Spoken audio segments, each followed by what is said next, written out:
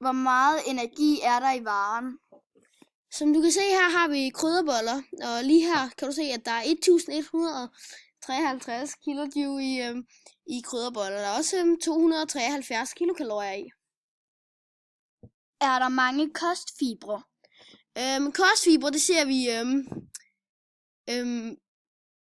det kan jeg ikke lige se nogen steder. Næste spørgsmål.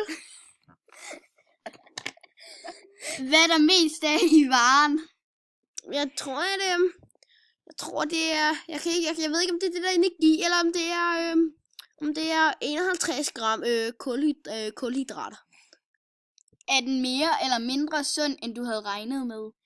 Den er... jeg vidste godt, at den var pænt usund, men så nej, det vil jeg ikke sige. Hvorfor synes du, den er sund/usund? Fordi der er så mange kulhydrater. Kulhydrater er sgu ikke godt for dig. Er der mange tilsætningsstoffer i?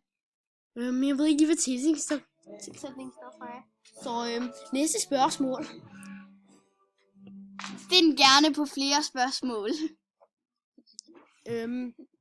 Okay, hej. Farvel.